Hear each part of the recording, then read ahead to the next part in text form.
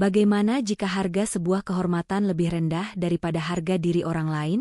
Sebuah tamparan keras mendarat, bukan di pipi, melainkan di martabat, saat tuduhan tak berdasar dilemparkan oleh mereka yang berkuasa. Seorang tukang kebun miskin yang hanya bisa menunduk kini dipaksa berlutut di hadapan keluarga kaya yang menghinanya, membiarkan nama baiknya hancur demi sebuah kebohongan besar. Mengapa dia tidak membela diri, dan mengapa sang putri memilih bungkam? Saksikan bagaimana sebuah kebenaran yang ditutupi oleh uang dan status akhirnya retak, namun menyisakan luka yang tak akan pernah sembuh. Di antara bunga-bunga mawar yang ia tanam dengan cermat, Reno, sang penjaga taman, merasakan kegetiran takdir. Ia hanyalah sebutir debu di antara kemewahan yang mengelilingi rumah Pak Surya, seorang pengusaha raksasa yang kekayaannya mampu membeli apa saja, kecuali mungkin kebenaran. Setiap hari, dari subuh hingga senja, tangan Reno yang kapalan mengolah tanah, memangkas ranting, dan menyirami setiap sudut taman yang luas itu. Upahnya tak seberapa, hanya cukup untuk menghidupi ibunya yang renta di gubuk kecil mereka di pinggir kota. Baginya, kemewahan adalah ilusi, sedangkan keringat adalah realitas yang tak terhindarkan. Putri semata wayang Pak Surya, adalah bintang yang sering melintas di hadapannya. Ia cantik, anggun, dengan aura kemewahan yang tak pernah Reno pahami. Setelah bertahun-tahun mengenyam pendidikan di luar negeri, Putri kembali ke rumah bak istana itu, membawa serta misteri yang kelak akan menghancurkan hidup Reno. Reno selalu menunduk, menghindari tatapan Putri, bukan karena rasa hormat semata, tetapi karena ia tahu tempatnya. Seorang tukang kebun miskin yang tak pantas mendongak menatap langit, apalagi bintangnya. Ironisnya, jarak sosial yang begitu dalam itulah yang justru menjadi senjata paling mematikan bagi Reno. Hari itu, taman yang biasanya damai mendadak diliputi hawa tegang. Bisik-bisik para pembantu menyebar seperti wabah, disusul teriakan Pak Surya yang menggelegar dari dalam rumah, "Siapa yang berani melakukan ini pada anakku?" Reno, yang tengah menyapu dedaunan kering, terhenyak. Pandangannya terpaku pada Putri yang berdiri di ambang pintu, wajahnya pucat pasi, matanya sembab. Sebelum Reno sempat mencerna apa yang terjadi, salah seorang pembantu menudingnya, "Dia, Reno, tukang kebun itu. Dia yang paling sering dekat sama Nona Putri." Sapu di tangan Reno jatuh, menimbulkan bunyi pelan yang tenggelam dalam deru amarah Pak Surya. "Putriku hamil dan semua orang bilang kaulah yang paling sering ada di dekatnya." Darah Reno berdesir, jantungnya serasa berhenti berdetak. Fitnah itu menusuk lebih tajam dari pisau. Ia berusaha membela diri, bersumpah demi Tuhan, namun suaranya yang serak kalah oleh tudingan beramai-ramai. Putri hanya menunduk, diam, membiarkan kebohongan ini merayap dan mencengkeram Reno. "Dasar bajingan miskin. Kau sudah kupercaya, tapi kau balas dengan menghancurkan kehormatan keluargaku." Tamparan keras mendarat di pipi Reno, bukan hanya menghantam fisiknya, tapi juga harga dirinya. Sejak saat itu, Reno bukan lagi manusia di mata mereka, melainkan sampah, pengkhianat, dan biang keladi yang layak dihina. Pengait akhir bab, Reno dikurung di gudang semalaman, tatapan dingin dan hinaan menemaninya. Ia bertanya-tanya, apakah kebenaran akan pernah memiliki tempat di dunia yang memuja kekayaan dan status? Malam itu, dinginnya gudang tak sebanding dengan dinginnya tatapan mata yang ia terima. Reno, terkurung seperti hewan buruan, meratapi nasib. Keesokan harinya, ia dihadapkan pada keluarga Pak Surya yang telah berkumpul, disaksikan para pembantu. Tatapan menusuk mereka membuat jiwanya bergetar. "Mulai hari ini kau bukan lagi pekerja di rumah ini." Suara Pak Surya berat, penuh kebencian. "Keluar dari sini sekarang juga, sebelum aku seret ke kantor polisi." Reno berlutut, air mata jatuh tanpa bisa ditahan. "Pak, saya bersumpah atas nama Tuhan, saya tidak melakukan apapun. Saya punya ibu di rumah, bagaimana beliau akan menanggung malu ini?" Permohonannya dijawab dengan hinaan yang lebih menyakitkan dari pukulan fisik manapun. "Kau hanya tukang kebun miskin, tak punya harga diri. Orang seperti kau hanya pantas merusak, bukan menjaga." Putri tetap menunduk, membisu, membiarkan Reno ditelan badai fitnah. Reno didorong keluar dengan kasar. Di depan gerbang, beberapa tetangga sudah berkumpul, berbisik-bisik, menunjuk ke arahnya. Itu dia tukang kebun yang menghamili anak majikannya. Dasar laki-laki tidak tahu diri. Setiap kata bagai belati yang menusuk lebih dalam. Reno berjalan tertatih, membawa kehormatan yang hancur berantakan. Ia menangis sejadi-jadinya di jalanan, bukan karena dipecat, tetapi karena nama baiknya, yang ia jaga dengan susah payah, kini luluh lantak. Sesampainya di rumah, ibunya menatapnya dengan bingung dan khawatir. "Reno, kenapa wajahmu bengkak? Kenapa barang-barangmu kau bawa pulang?" Reno tak sanggup menjawab, hanya bisa berlutut di pangkuan ibunya, menangis seperti anak kecil. Dengan suara parau, ia akhirnya menceritakan tuduhan keji itu. Tangisan ibunya pecah, tubuhnya nyaris terjatuh. "Astagfirullah, Reno. Apa betul itu, Nak?" Reno menggeleng keras, bersumpah demi Allah bahwa ia tidak melakukannya. Namun, sejak hari itu, hidup mereka berubah. Kabar fitnah itu menyebar cepat ke seluruh kampung. Setiap kali Reno keluar rumah, bisikan dan cibiran menjadi santapannya. "Itu dia Reno, tukang kebun yang tidak tahu diri. Pantas saja, dasar miskin, cari kehormatan dengan jalan kotor." Rasa malu dan amarah bercampur jadi satu. Yang paling menyakitkan, kesehatan ibunya memburuk, batuk-batuk, dan badannya melemah. "Nak, orang-orang di kampung bilang aku gagal mendidikmu. Aku malu, Reno," katanya sambil menangis. Hati Reno hancur berkeping-keping. Ia ingin berteriak pada dunia bahwa ia tidak bersalah. Namun suara orang miskin tak pernah didengar, apalagi dipercaya.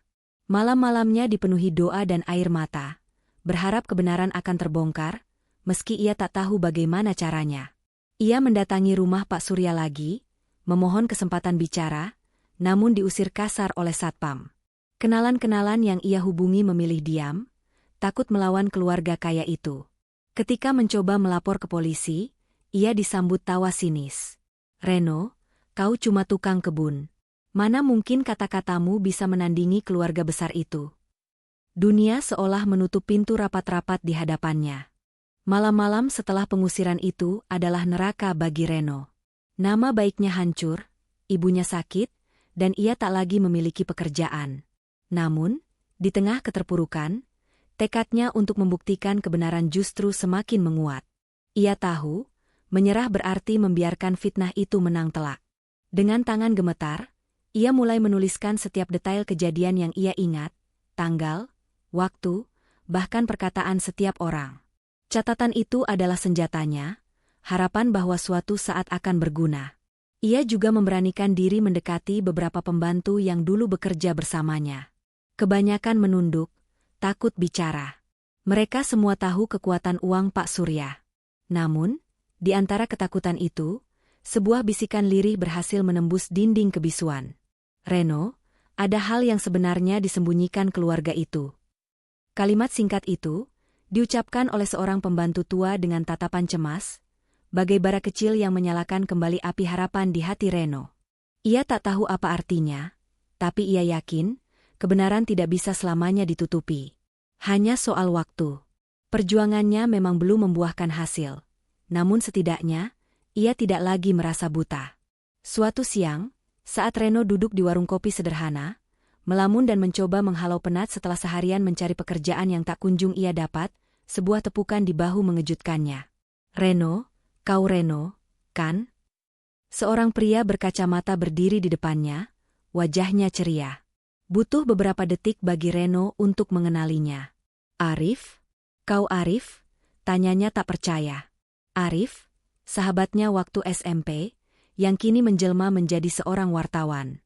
Sebuah takdir yang tak pernah ia sangka.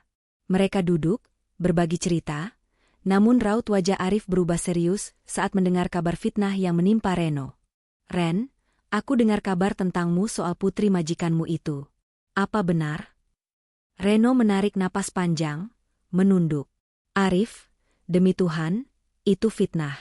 Aku bahkan tak pernah berani mendekati putri, tapi semua orang menuduhku. Hidupku hancur. Ibuku sakit karena malu dan aku tak tahu harus bagaimana lagi." Arif terdiam sejenak, lalu menepuk pundak Reno. "Aku percaya padamu, Ren. Kau bukan orang seperti itu. Kau tahu kan, sekarang aku jadi wartawan di salah satu media. Mungkin aku bisa membantu mengungkapkan kebenaran. Mata Reno membesar, tak percaya. Arif, apa kau serius? Tapi lawan kita keluarga besar kaya raya. Apa kau berani? Arif tersenyum tipis, sebuah senyum yang menyimpan tekad membara. Kebenaran memang berbahaya, tapi tugas seorang wartawan adalah membawanya ke permukaan. Kalau memang ada sesuatu yang disembunyikan keluarga itu, cepat atau lambat akan terungkap. Untuk pertama kalinya setelah berminggu-minggu, Reno merasakan sesuatu yang sudah lama hilang dari dirinya. Harapan. Ia tidak lagi sendirian. Ada seseorang yang mau berdiri di sisinya, mempercayainya, dan berjuang bersamanya. Malam itu, Reno pulang dengan langkah lebih ringan. Jalan memang masih panjang dan berliku, tapi ia tahu ia tidak lagi berjalan sendirian. Ia merasa seperti pion dalam permainan catur besar, di mana setiap gerakan kecil bisa mengubah arah seluruh permainan. Dan kini, ia memiliki sekutu yang tangguh. Beberapa hari setelah pertemuan itu, Arif mulai bergerak. Ia menyelidiki secara diam-diam, melacak setiap jejak, mencari tahu apa yang sebenarnya terjadi dengan Putri. Sementara itu, Reno hanya bisa menunggu dengan cemas, merawat ibunya yang semakin lemah di rumah. Pertaruhan kini lebih besar dari sebelumnya. Bukan hanya tentang nama baik Reno, tetapi juga tentang keadilan yang sempat terenggut. Ia tahu, mengungkap kebenaran ini bisa jadi sangat berbahaya, bahkan mengancam nyawa. Namun, ia tak punya pilihan lain. Demi ibunya, demi harga dirinya yang tercabik-cabik.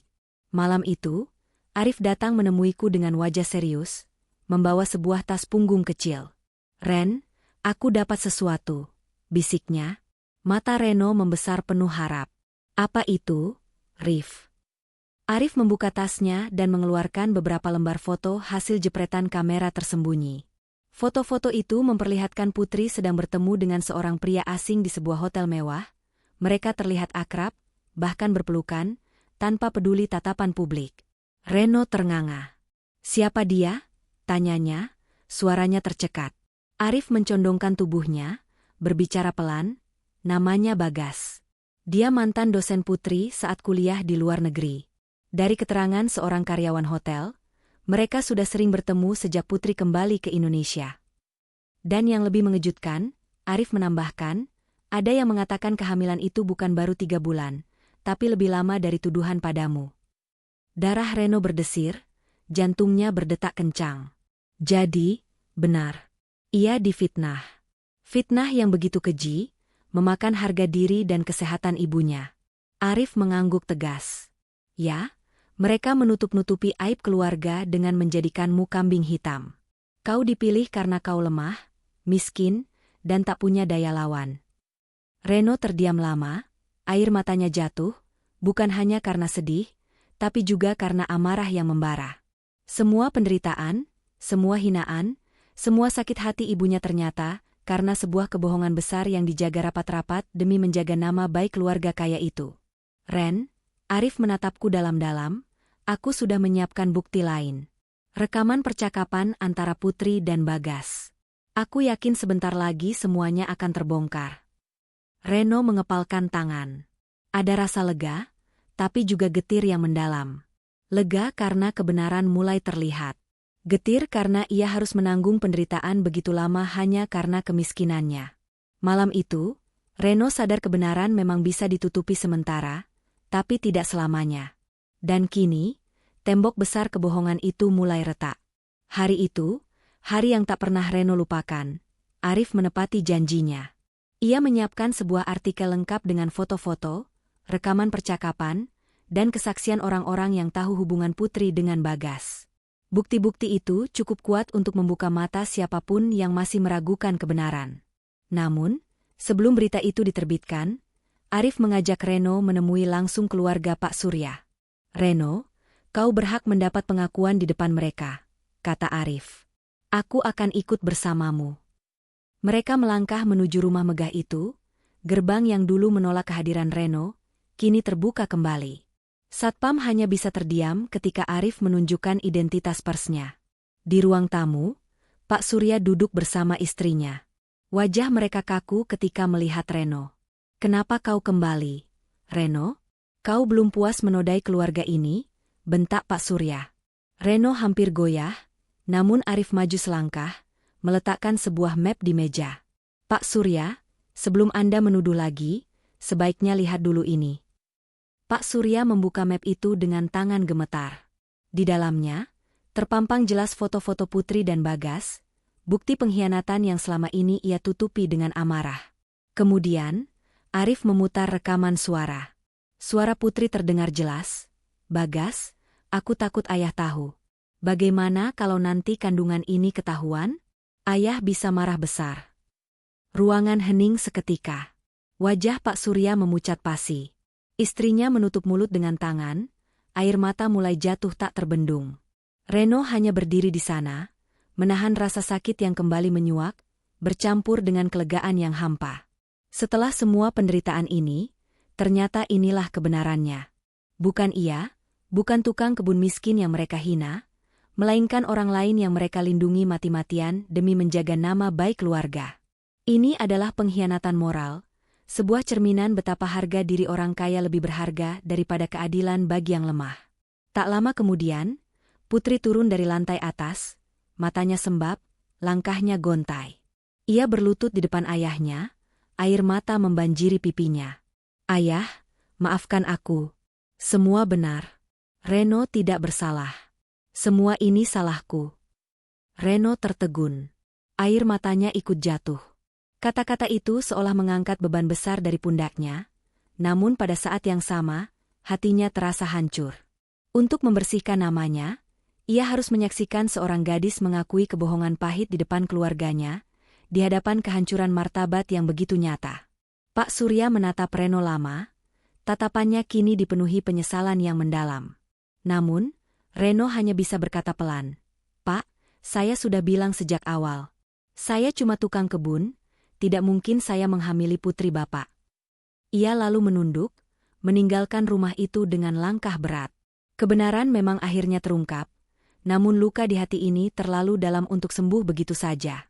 Luka yang tercipta dari ketidakadilan, dari stigma, dan dari kenyataan pahit bahwa dunia ini seringkali memilih untuk percaya pada kepalsuan daripada kejujuran yang sederhana. Semua orang tahu bahwa Reno bukanlah pelaku dari aib yang menimpa Putri. Namun anehnya, hatinya tidak merasakan kebahagiaan yang utuh.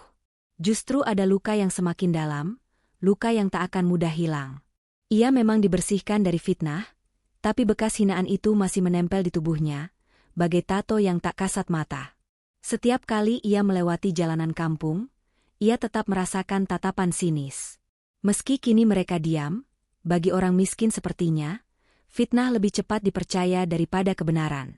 Ibu menatap Reno dengan mata berkaca-kaca. "Nak, syukurlah kebenaran muncul.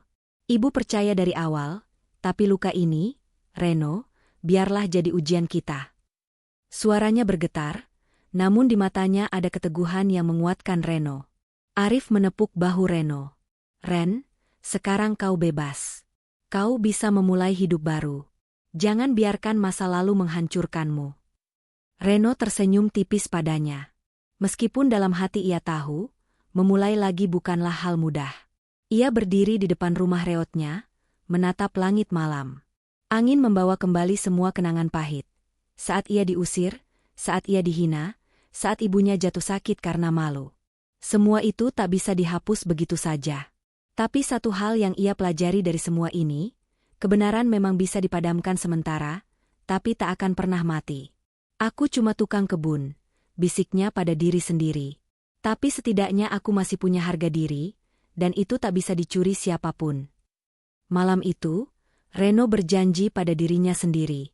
Meskipun dunia memandangnya rendah, ia akan terus berjalan, berjuang, dan menjaga kehormatan. Luka ini mungkin tak akan pernah sembuh sepenuhnya, tapi dari luka inilah ia belajar menjadi manusia yang lebih kuat. Seseorang yang telah melihat sisi gelap kebenaran dan memilih untuk tetap berdiri tegak. Reno memang telah mendapatkan kembali nama baiknya, tetapi kebenaran yang terungkap tidak serta-merta mengembalikan kehidupannya seperti semula. Stigma dan luka batin yang dalam telah tertanam, mengajarkan kita sebuah pelajaran pahit, bahwa fitnah lebih cepat dipercaya daripada kebenaran, terutama di mata mereka yang hanya memandang status dan kekayaan. Kehancuran martabat tidak bisa diukur dengan uang, dan proses pemulihannya jauh lebih sulit dari yang kita bayangkan.